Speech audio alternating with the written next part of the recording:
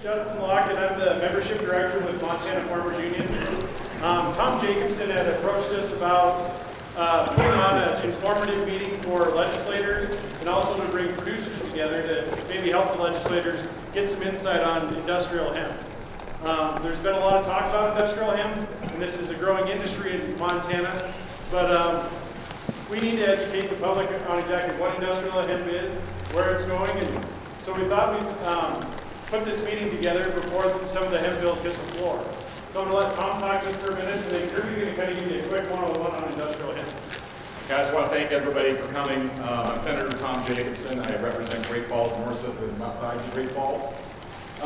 Hemp became, of interest to me after reading about the changes in the farm bill, and you're going to hear a little bit about that if you don't already know. But basically, hemp is now going to be included for subsidies, it'll be included for crop insurance, water, all the things that were held back prior to this in federal regulation. It's not completely deregulated. There still are some things that we need to do, like defining what hemp is. But nonetheless, when that came about, we realized that Montana is the #1 hemp producer in the nation. I attended a Farmers Union educational piece that was put on with the Department of Agriculture in Great Falls, and learned a ton of stuff and listened to Kirby and some others that you're going to hear today, and it became very apparent to me that Great Falls, or Montana I should say, is poised to be a leader. We're already a leader. There's only 2 states in the nation that are fully compliant with federal regulations right now, and that's Montana and North Dakota. So with us already having that in place, the pilot projects in place, and being the #1 producer, this is our opportunity to get ahead of the curve and be a leader in the nation. And so I introduced 3 bills today. One includes hemp processing in the property tax exemption that was passed last session around the machinery and the equipment for the processing. The second one just takes away some of the regulatory requirements that we had in the books to streamline our production here. And then the third will create by the Department of Ag a made in Montana or a hemp certification program for those that choose to participate in that. So thank you again for coming. I hope you learn a lot, and I'm going to turn it over to Mr. All right, thank you everyone for coming out today. I originally got interested in the hemp industry as a builder and architect. So I'm interested in the building side, but there's hundreds of different uses. And so I'm just going to run through what some of those are and some of the history of them.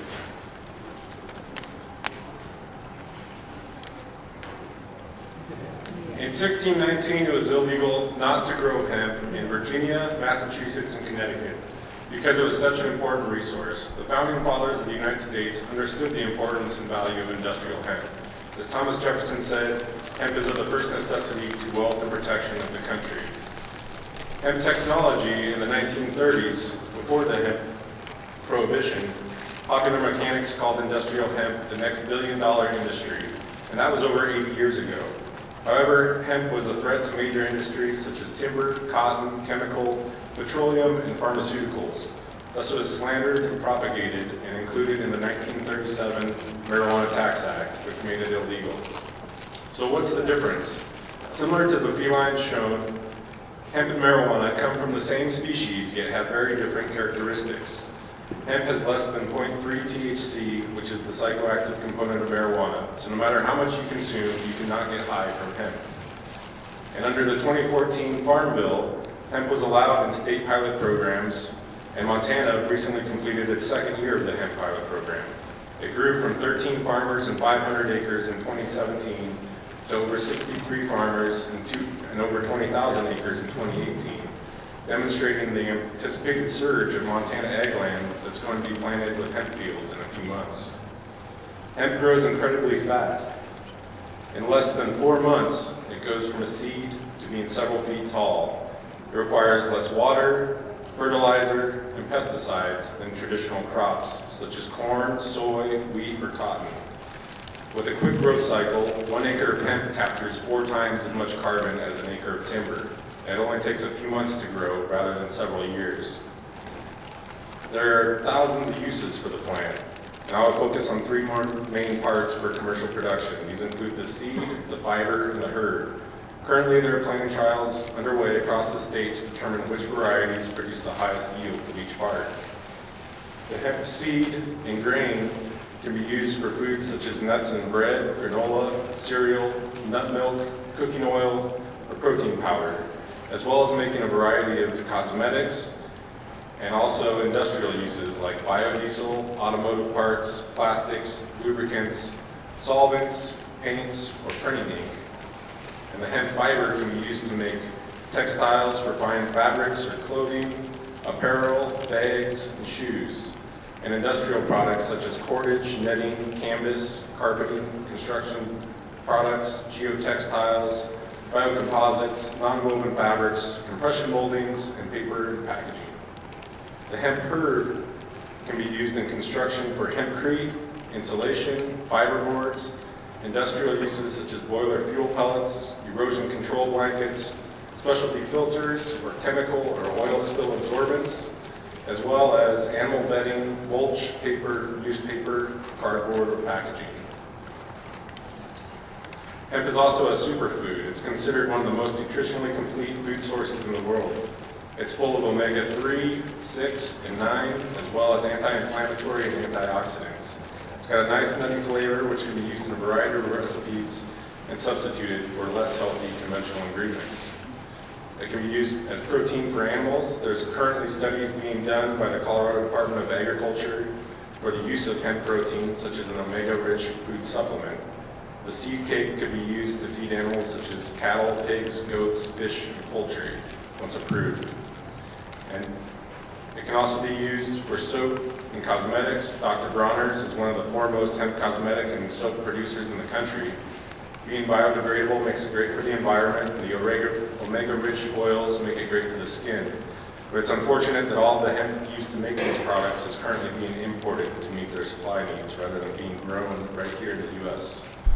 Here's a hemp car made primarily from hemp. It's the world's first production-ready biocomposite electric car. It's called the Kestrel, a 3-door hatchback. And it's made of hemp composite, as strong as fiberglass in boats, yet incredibly lightweight, similar to the carbon fiber used in race cars. There's also fuel markets.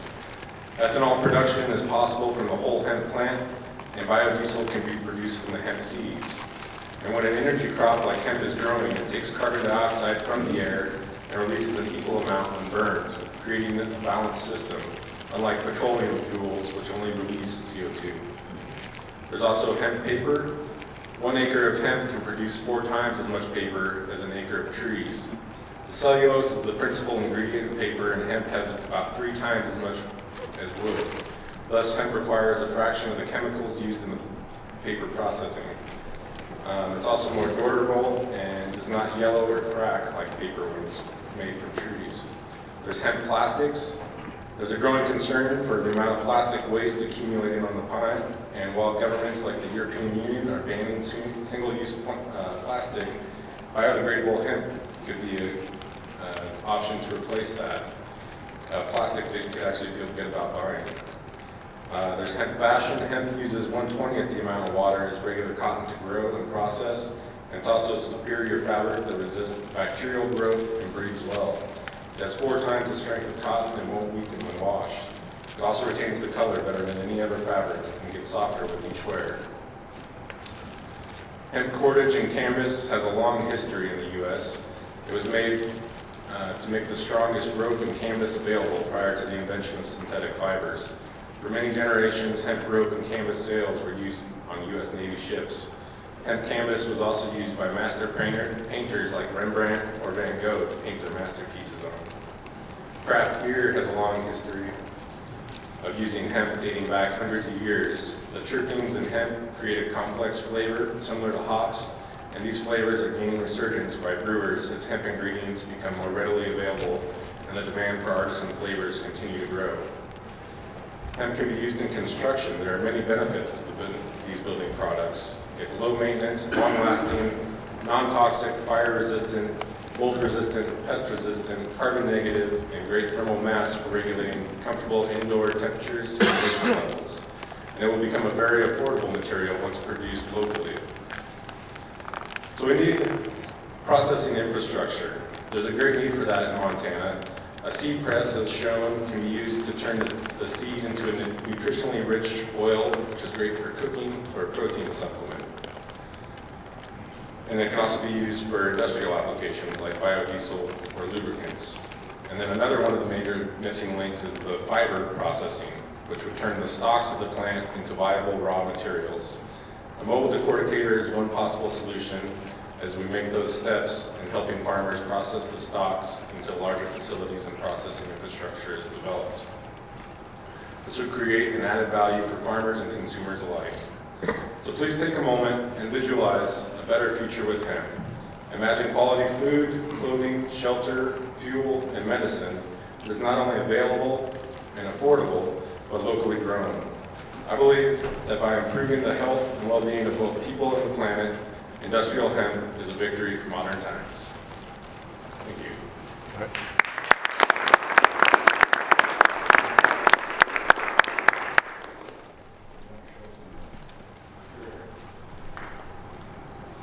So I've got some samples along with me today. Here are some hemp stalks that have been processed through Kim Phillips, who's in the audience, has a decorticator. And this is running a raw stalk through, which helps separate that bast fiber, which is used to make the textiles, as well as the hurd part, which is used for paper, or something like hempcrete, which is what I'm really interested in as far as building innovation and creating healthier homes. Here's another small sample of hempcrete, and it can be covered with a lime plaster or stucco look, one option. Another sample of hemp biodegradable plastic, and some of the other fiber breakdowns. It can become basically a bat fiber replacement as well for insulation. Here's some samples of paper that Kim Phillips has made, and as well as some nutritional pieces there. So feel free to come up and take a look at those when you have a chance, and if anyone has any questions, take some questions now or have to meet with anyone afterwards.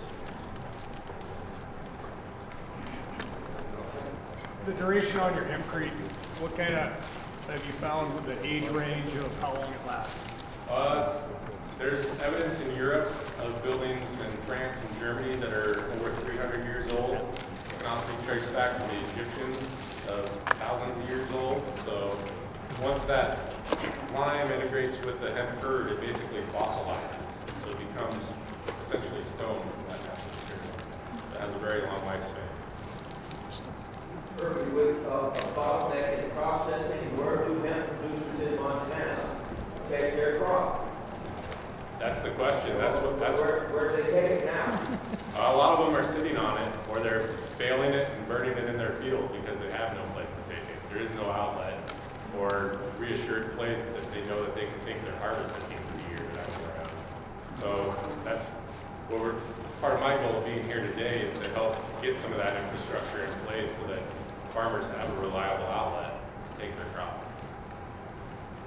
You showed a hemp beer. What's the relationship with hemp and the FDA? That's a good question. On the food side, I think it's easier to get through. I know that there's a lot of gray areas right now with the CBD getting through FDA, so that's not entirely my specialty, so I don't have great answers for you there. Yeah, his question was how is hemp regulated with brewery ingredients or how's the FDA controlling this sort of food product? yeah, how's the FDA regulating it as a food product? So the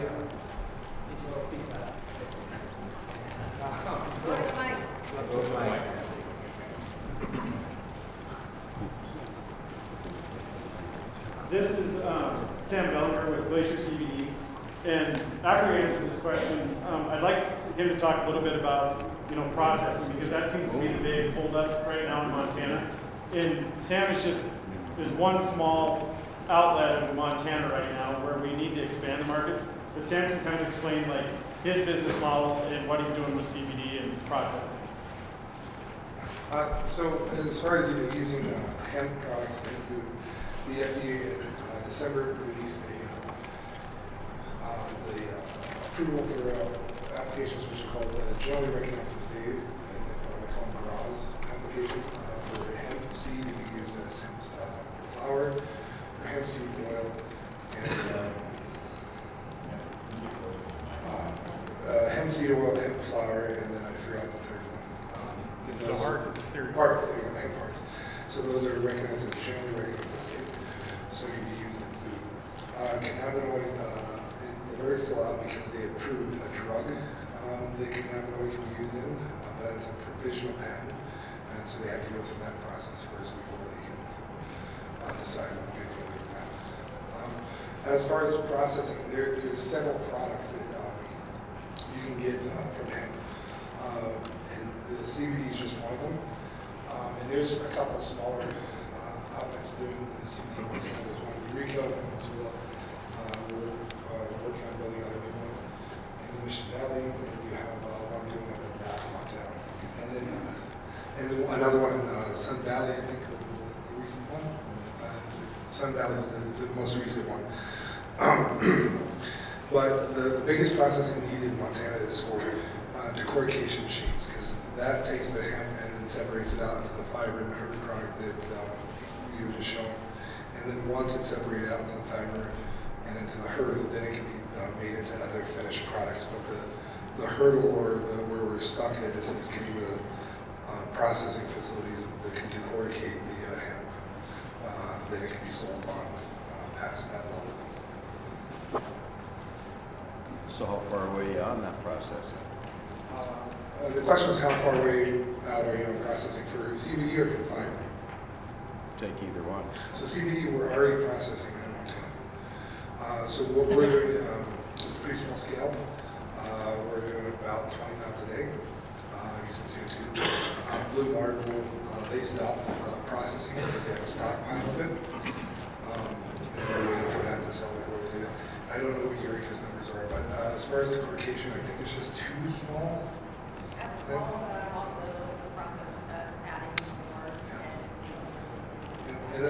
And the price to expand those is kind of all over the board. I've seen decortication machines as high as the one that was up there. I think they're pricing like $5 million for that. And that only does, maybe a dozen ton a day, maybe 12 tons a day, maybe. So the barrier for entry there is the cost getting into that industry. But that's what's preventing the farmer from getting their product in. That one right there was 5 tons an hour. 5 tons an hour? That portable decorticator, it's 5 yeah, tons an hour. So With 6 bales, able to load up as a roller. as well, okay, so 5 ton an hour, but Yeah. they're at 5 million right? Is the price on that? Big bucks. And you also have to have the power generator to operate the power on it. And then that's the hardest part about hemp. You need a bale ripper to put it in. And Yep. so, there's that input cost. And so earlier today, I met with that committee about doing the tax exemption for the equipment, and that would help attract more money coming in towards processing. And just to add on that, the hardest part with the hemp machinery is just the fact that hemp is so new and harsh. It's a harsh plant when it comes to harvest, to anything with metal. And so anything that's gonna be able to handle it needs to be true industrial strength. I mean, it needs to be real iron to handle it, otherwise it's just gonna rip it apart. So there's been a couple issues with contracts, I've been reading about, so would you expand it? Is it because of the market, or is it because there's just people not, doing much of a job with it? So, I'm Ben Thomas. I'm the director of the Ag Department. If I could have Bob Valinsky, our bureau chief, address that very briefly.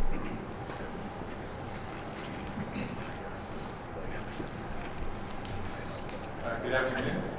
So the question was about contracts. Contracts, there's been some contracts that were not paid, or Sure. That's kind of an issue that, Okay. because if you got future growers here, they might want to know about that sort of thing. You bet. So before I get to that point, I'll just preface it with there is a licensing requirement in Montana for a company to purchase hemp, which is defined as an agricultural commodity in Montana. And that license is called a commodity dealer's license. So if a business, an entity, intends to purchase more than $30,000 per year of hemp directly from a Montana producer, then that entity would be required to be licensed as a commodity dealer in the state of Montana. And that licensing happens in the Department of Agriculture. I'm responsible for that program. The license is $464 a year. It has some components to it, an application, submission of a financial statement for us to review a business's solvency, and then some calculations around a surety bond that would need to be filed with the state as well. So if you all are interested at some point in working with people as producers who are going to come in and buy your products, please ensure that that business is a licensed commodity dealer, and you can do that by checking with the department, and I can answer that question for you very quickly. As it relates to the question around existing contracts in Montana and the hesitancy of those to be paid at this point, that is accurate. We are working with that organization at this time. They are a licensed commodity dealer in Montana. There has been, again, delays in that. And that organization has representatives coming to Helena next week to meet with the director and his team to identify the issues and restitution in that. So we're working diligently to rectify that situation, sir. And our concern is that producers get paid for treating effluency as a priority of the department. Thank you.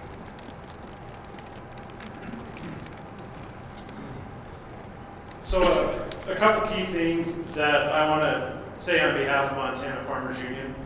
When we started this, it was strictly to get education out to producers and to try to help maybe connect processors with producers. We understand that it's not a seamless process, and there is processing lacking in Montana. That being said, for somebody that's wanting to get into hemp, don't go out and plant 100 acres of it and then think that you're going to sell it tomorrow. We're not there yet. We're trying to help fill in the gaps there and bring legitimate processing to Montana. So that's where we're at from Montana Farmers Union standpoint, is trying to help, connect legitimate processors, bring them into Montana, but number one, give producers education. Like I said, start with small acreages. Start with, 5 to 10 acres of different varieties to make sure you can even grow it in your area. And then ask yourself, what am I growing it for? Am I going to grow it for food grade oil, or am I going to grow it for CBD oil? Two totally different varieties, but you got to see what fits your operation and do your homework. Make some planning as to how you might market it so that you're not sitting with a bin full of it, under air, because that's costing you money. And as far as, there have been some wrecks with contracts and things in Montana.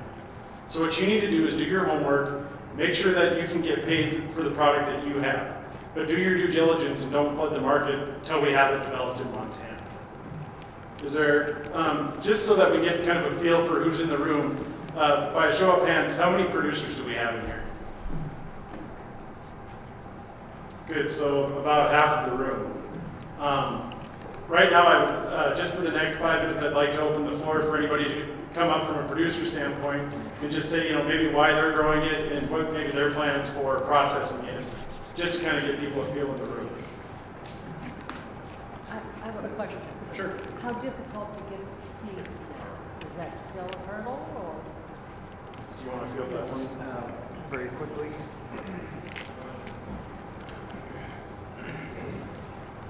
So again, Ben Thomas, Director of the Ag Department. In previous years under the state pilot project, it was pretty strictly controlled which varieties could come into Montana and where those varieties came from. It's going to be a little bit different this coming year because under the new authority, it's deregulated to some extent. We're working on developing a state plan that has to be approved by USDA. My goal is to roll that plan out March 1st, and that will detail which varieties will be permitted and the different testing regimes that will be associated with different varieties. But it will be easier for sure because we will be allowing some seeds from neighboring states.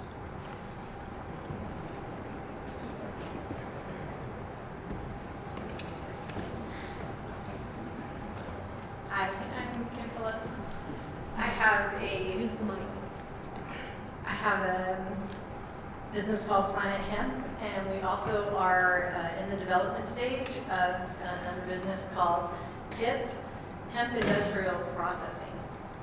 So we are seriously trying to bridge that gap from the farmers to products being able to be made and put out for consumers. That is a hefty goal, but it's one that's necessary, and so it all depends on the variety that you're growing or the reason behind what you're growing for. If you're growing for seed for human consumption, that can use primarily equipment that most farmers have. There may be some modifications needed. Hemp gets roughly 800 to 1,000 pounds worth of seed per acre. You can get approximately 5 tons of biomass after that seed has been processed with the combine from baled into a bale. Now once that happens, there comes some of that bottleneck clog that they're talking about. And currently there really isn't any even seed processors to dehull the seed. As nutritious as it isn't really that great if you're getting stuff stuck in your teeth, you know, they want it processed. And then the variety for CBD is a completely different variety and reason to grow.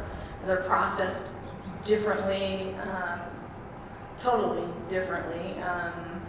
And so if you had any questions, I might be able to answer. I'm trying to think of where I could go with that. Does anybody have any questions? So when you'll extract the CBD and make it into an oil, and then you'll take it and You could, yes, you could use the stock. The question was after they took the CBD portion of the plant, which is mainly the leaf and flower portions of the plant, then the stock material could go through and be processed and develop biocomposites and fiber. To further expand on that, if you're processing hemp, You're fine. If you're processing hemp into CBD, it depends on the extraction method. If you use like an alcohol extraction method, such as ethanol, then the hemp itself, though, where you really need to use a press to remove the rest of the ethanol, and then that fiber can be processed.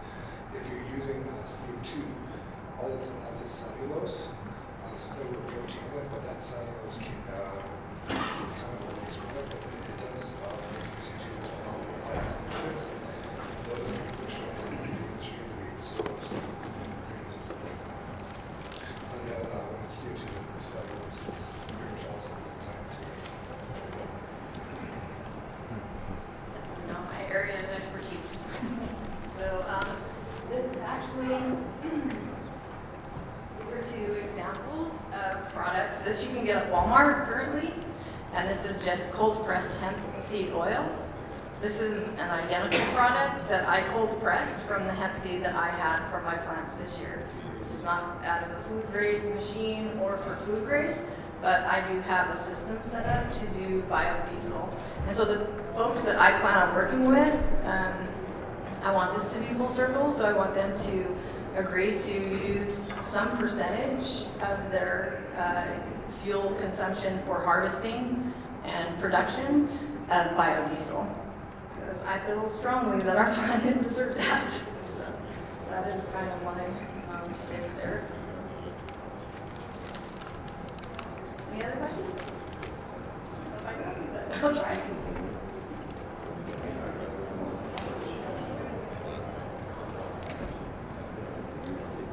Okay, so just to kind of wrap up, again, we did this to help educate some of the legislators and bring producers together. If you have questions on processing, whether you're a producer or a processor, we encourage you to call our office. Each day, Chris and I receive phone calls from producers and processors alike. So we can hopefully help try to create a relationship between growers and processors in Montana. There is a new one that is coming to Montana up in Glasgow. It was Ken Elliott. He's one of the first guys that was in on the hemp pilot project when it first came to Montana. I believe he bought either the first or second license. He's partnered with a company out in North Dakota called Healthy Oil Seeds, and they're strictly processing for food grade oil, which is the varieties that were available through the Department of Ag last year was strictly for food grade oil. With that being said, it's called IND Hemp. Ken couldn't be here today, but if you go online, it's IND Hemp. And what their whole business model is to get producers the knowledge on growing hemp. They're going to hopefully provide guidance with the agronomy and also provide a little bit of processing with that. That's just one of the options for the food grade oil, but we also have some different companies out of Canada that have talked about coming in or bringing a mobile unit. They came to our December meeting. So if you do have questions on processors and things like that, call our office or get in touch with the Department of Ag. They can maybe help walk you through that process to make sure you're making a safe choice. Is there anybody that has anything else to add, Tom? We already had one bill heard, which had to do with the property tax exemption that was heard at 8 o'clock this morning in tax. The Agricultural Department, or Ag Committee, is going to meet today at 3. We have 2 other bills. They'll be presenting there. If you'd like to stick around and have your voice heard or listen to the process and testify at the hearing, it'll be room 405 at 3 o'clock. Is there a place we can read up?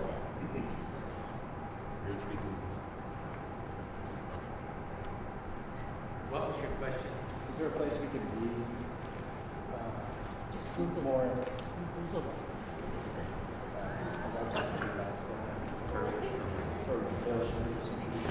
Oh, you go to the laws.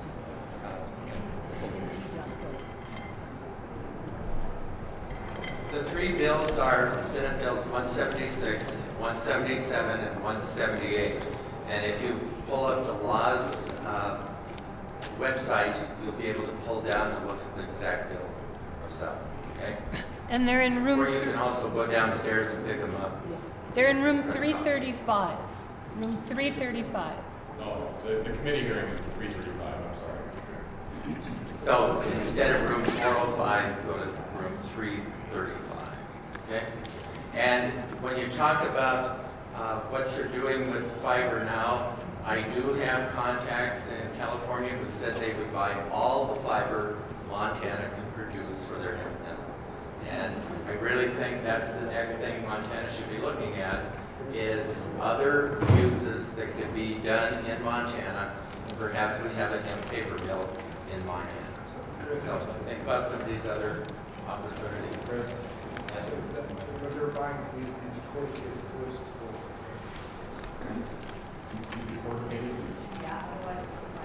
I'm not positive. The buyer said he would come up and pick it up himself and would talk with individual producers ahead of time. So he would be able to tell you exactly how he wants it. Okay? For those of you who didn't get lunch, there's plenty of them up here, so make sure you take lunch with you.